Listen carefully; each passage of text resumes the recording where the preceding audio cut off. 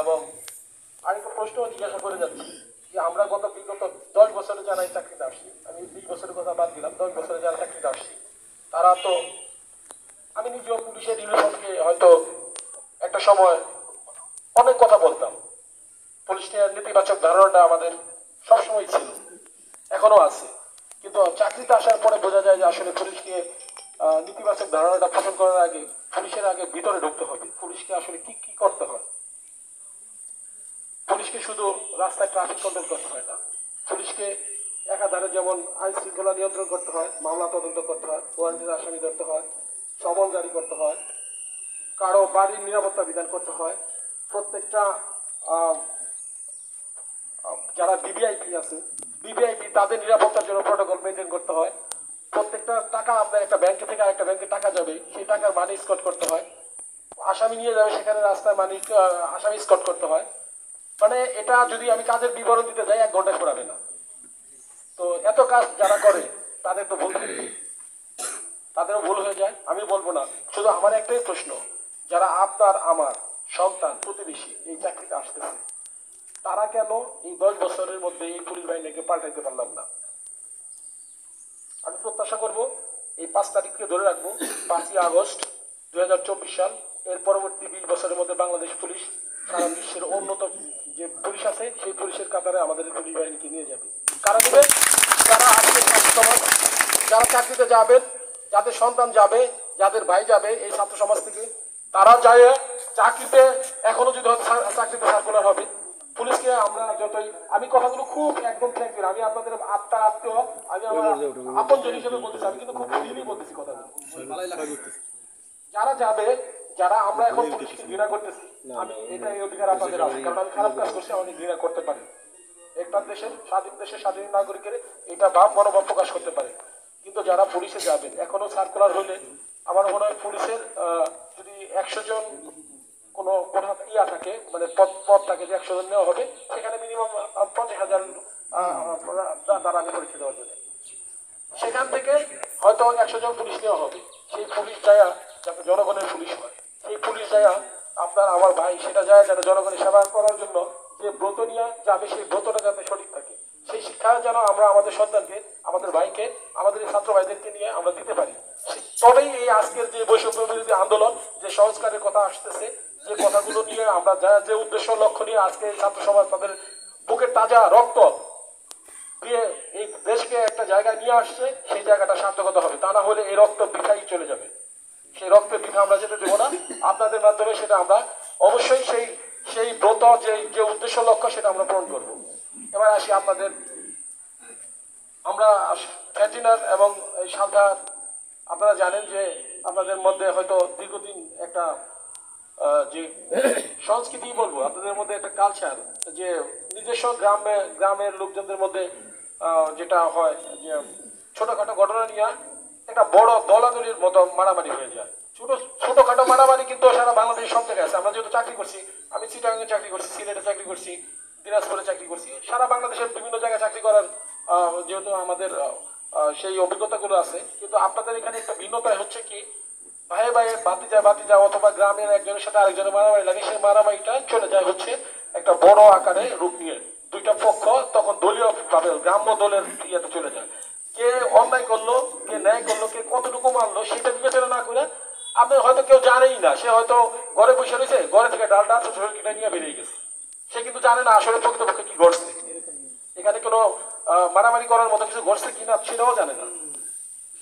তো এই জায়গাটা থেকে আমার মনে হয় আপনাদেরকে বেরিয়ে আসার সময় হয়েছে। আপনার ভাইরা, আপনার সন্তানেরা যেহেতু এই সমাজকে পরিবর্তনের জন্য তারা চেষ্টা করতেছে, এই যে আজকের যুবপল্লী পাঠশালার যারা উদ্যোক্তা, তারা তাদের লক্ষ্য উদ্দেশ্য এবং আজকের এই আমাদের যে কথা বলা, এটার লক্ষ্যের উদ্দেশ্য একটাই, যে আপনারা যারা আছেন, আপনারা এই মারামারি থেকে, এই সালধার এই মারামারি, প্রত্যেকটা জায়গায় সমস্যা থাকতে পারে, সমস্যা থাকলে স্থানীয় লোকজন আছে, স্থানীয় যারা যাদের গ্রহণযোগ্যতা আছে, তাদের কথা ন্যায় বিচারের মাধ্যমে সেটা সমাধান হতে পারে। অথবা একটা কিলঘুষি, অথবা একটা হতে পারে ছোটখাটো মারামারি, কিন্তু সেটা যাতে বড় আকার ধারণ না করে দাঙ্গায় পরিণত না হয়। এবং সেটা করলে আলটিমেটলি কি হয় দেখেন, আপনি কত দিকে ছুটে হচ্ছেন। আমি জানি না আপনাদের এই অভিজ্ঞতাগুলো আমার সাথে মিলবে কিনা আমার কথার সাথে। আপনি কোর্টে যাচ্ছেন, কোর্টের যে পেশকার থাকে বা আমাদের এই উকিল সাহেবের একজন মোহরি সাহেব থাকে, মোহরি সাহেবের পিছনে আপনি একটা কাগজ দিয়ে ঘুরতে ঘুরতে আপনাকে 3 বার যাইতে হয়, 4 বার যাইতে হয় তার পিছনে ঘোরার জন্য। সেখানে মনে হয় আপনি একজন এতিম, আপনি একজন মানে কোনো রাস্তা থেকে ভিক্ষা করার জন্য আসছেন, সে ভিক্ষা দেওয়ার জন্য আপনাকে দিতেছেন, আপনি তারাই দিতেছে, এরকম আমার কাছে মনে হয়েছে। যেটা কারণ আমি যেহেতু আদালতে যাই সাক্ষী দেওয়ার জন্য, সেখানে সাক্ষী দেওয়ার জন্য গেলে দীর্ঘ সময় বসে থাকতে আমার কাছে সুরের মতো মনে হয় যে আমি এখানে বসে রয়েছি আমি সাক্ষী দেওয়ার জন্য, সরকারি দায়িত্ব পালন করার জন্য, অথচ ইউনিফর্ম পরে রয়েছি, তারপরে আমার কাছে সেরকম মনে হয়। আমি জানি না আপনাদের কিরকম মনে হয়। ওখানে গেলে এই যে আদালতের ইয়াতে ঘোরা একদম পারত পক্ষেই, হ্যাঁ মানুষের প্রয়োজন, আদালত তৈরি হয়েছে মানুষের ন্যায় বিচার দেওয়ার জন্য, সেখানে মানুষ যাবে, কিন্তু অযথাই যাতে না যাওয়া লাগে, নিজেদের শুধুমাত্র মানসিকতার কারণে যাতে আদালতের বারান্দায় দৌড়াতে না হয়, সেই বিষয়টা আপনারা আমি বিশ্বাস করি।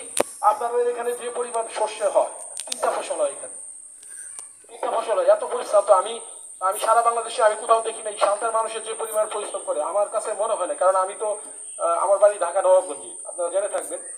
তো সেখানে খুব বেশি কৃষিকাজ নাই যে তা না, কিন্তু আছে, কিন্তু আপনারা যে পরিমাণে পরিশ্রম করেন এরকম না, এত পরিমাণ না। ওখানে হচ্ছে বিদেশে পার্টি বেশি, বিদেশে লোকজন বেশি, তো তাদের ছেলে সন্তানরা মোটরসাইকেল চালায় খায় আর বাপের বাইরে থেকে টাকা পয়সা পাঠায়, এইভাবেই চলে আর কি। তো আপনাদের সন্তানরা যে পরিমাণ পরিশ্রম করে এতটা পরিশ্রম করে না। এই মাঠের কাজ করাটা কতটা পরিশ্রমের কাজ, কিন্তু সেই টাকাগুলো চলে যাচ্ছে আপনাদের বিভিন্ন মানে অপথে। সেই টাকাগুলো দিয়ে আপনারা চাইলে আমার মনে হয় 5 বছর, প্রতি 5 বছর পর পর আপনারা একটা করে বাড়িতে বিল্ডিং দিতে পারবেন। আপনাদের যে পরিমাণ শস্যের উৎপাদন এবং যে পরিমাণ আপনারা যদি ফসল হয়, এই ফসলের টাকা যদি আপনারা একটু কেয়ারফুলি মানে করেন, ব্যয় করেন, তাহলে আপনারা প্রত্যেকের বাড়িতে টিনের ঘর থাকতো না, বিল্ডিং হয়ে যেত। এবং আশা করি আগামীতে সেটা হবে। এবং আপনাদের সন্তানদেরকে সুশিক্ষা শিক্ষিত করবেন।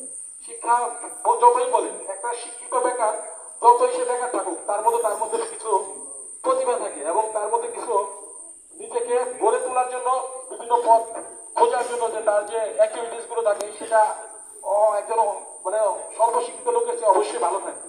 সে যদি চায়ের দোকানদারি করে, তাও দেখবে যে তার চায়ের দোকানের ধরনটা ভিন্ন। সুতরাং কোনো কাজকে আমরা ছোট করবো না, কিন্তু আমাদের সন্তানদেরকে সুশিক্ষায় শিক্ষিত করবো, স্কুলে এবং সর্বোচ্চ শিক্ষায় শিক্ষিত করার জন্য সর্বোচ্চ চেষ্টা করবে। আপনাদের সন্তানদের দেখা যাচ্ছে যে যে সময় সেই স্কুলে যাবে, সেই সময় আপনি তার মাঠের কাজে পাঠাইতেছেন। মাঠের কাজ করবে, মাঠের কাজ করতে আমি না করি না, কিন্তু পড়ালেখার বিষয়টা গুরুত্ব দিতে হবে। আপনাদের সবাইকে আমি আবার এই আপনাদের গ্রাম্য যে মারামারির বিষয়টা, এটা আপনারা বিবেচনা করবেন। আসলে আমার সব কথাগুলো শুধু আপনাদের জন্য। আমি হয়তো কালকে নাও থাকতে পারি। আমাদের এখানে মানে ট্রান্সফারেবল জব, এখানে যে কোনো মুহূর্তে আমরা যে কোনো জায়গায় চলে যাবো, কিন্তু হয়তো আমার কথাগুলো আপনাদের কারো ভালো লাগতে পারে, খারাপ লাগতে পারে, সেটা আপনাদের বিবেচনার বিষয়। আমি আশা করব আপনারা এই গ্রাম্য মারামারি দলাদলির যে বিষয়টা আছে, সেই বিষয়টা বিবেচনা করবেন। এবং যারা গ্রামের নেতৃত্ব দেন, আমি যারা বলবো এই দায়িত্বটা হচ্ছে যারা নেতৃত্ব দিতেছেন তাদের উপর বেশি। তারা যদি নিজেদের মন মানসিকতার পরিবর্তন করেন যে না, আমার নেতৃত্বের চেয়ে আমার সমাজ বড়, আমার সমাজকে আগে সমৃদ্ধের উচ্চ শিখরে পৌঁছাইতে হবে, তাহলেই হয়তো আপনার এই মানসিকতাই পারে আপনার এই সমাজকে পরিবর্তন করতে। আর আপনি যদি এটাকে ধরে রাখতে চান যুগ যুগ ধরে, যে না আমি আমার বংশের কেউ বা আমার এই মাতা পরিপ্রথা আমি ধরে রাখবো, এটার মাধ্যমে আমি আমার প্রভাব বিস্তার করে থাকবো, তাহলে সেই বিষয় ভিন্ন, তাহলে আর পরিবর্তন আসবে না। তো আপনারা ভালো থাকেন, সবাই সুস্থ থাকেন। আমি আমার এই ছাত্র ভাইদেরকে এটা আমরা ছাত্রদের মাধ্যমে করাবো, ঠিক আছে, যারা করছে তাদের মাধ্যমে করাবো। তো আপনারা অবশ্যই আমাদের এখানে একটা শপথ বাক্য পাঠ করবে যে আমরা আর মারামারিতে গ্রাম্য মারামারিতে যাবো না, দলাদলিতে যাবো না। শপথ বাক্যটা পাঠ করাবে, এই হয়তো তাদের ইয়াতেই থাকবে, লিখিত আকারে সেই এটা থাকবে, যে কোনো একদিন প্রস্তুত করেন প্রয়োজনে, পরে আমরা শপথ বাক্যটা